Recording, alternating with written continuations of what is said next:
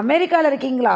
உங்களுக்கு என்னப்பா வேறு லெவல் வாழ்க்கை, வேறு லெவல் என்ஜாய்மெண்ட்டு, நீங்கள் நினைக்கிறதெல்லாம் உங்களுக்கு கிடைக்கும் அப்படின்னு சொல்லி பல விஷயங்களை வந்து எல்லோரும் சொல்லுவாங்க. அவனுக்கு வர கஷ்டமும் அவனுக்கு வர வலி வேதனையும் அவனுக்கு தான் தெரியும். இந்த மாதிரி பல கஷ்டங்களில் ஒரு ரொம்ப பெரிய கஷ்டம் நான் சொல்ல வர்றது வந்து கறிக்கடை. கறிக்கடை அப்படின்னு ஒரு ஃப்ரெஷ்ஷான ஒரு கறிக்கடையே நமக்கு கிடைக்காதீங்க அமெரிக்காவில். நம்ம ஊர்லலாம் ஒரு தெருவுக்கு 4 கடை 5 கடை, சனிக்கிழமை ஞாயிற்றுக்கிழமை ஆனால் அப்படியே களை கட்டும். அந்த கறிக்கடைக்கு போயிட்டு நம்ம கறி ஃப்ரெஷ்ஷாக நம்ம கண்ணு முன்னாடி பாய் அறுத்து கொடுக்குறத பார்க்கவே சூப்பராக இருக்கும். ஆனால் இங்கே அந்த மாதிரி கிடைக்கல. வால்மார்ட், காஸ்கோக்கெலாம் போனோம்னா அந்த பாஸ்டரைஸ்டாக ஃப்ரோசன் மீட்டு தான் கிடச்சிது.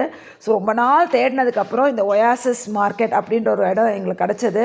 அங்கே வந்து அன்னன்னைக்கு ஃப்ரெஷ்ஷாக மீட் கட் பண்ணி கொடுக்குறாங்க அப்படின்னு கேள்விப்பட்டதுக்கப்புறம், அப்பா கறிக்கடை அமெரிக்காவில் கிடச்சிருச்சடா அப்படின்னு நாங்கள்லாம் கிளம்பி போன இடம் தான் ஒயாசிஸ் மார்க்கெட்.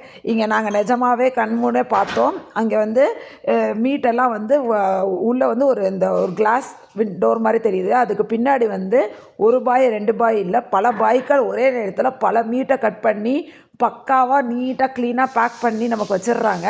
நமக்கு என்ன வேணுமோ, தலை தனியாக, வால் தனியாக, கால் தனியாக, எல்லா போட்டி தனியான எல்லா ஐட்டமும் உங்களுக்கு அங்கே இருக்குது.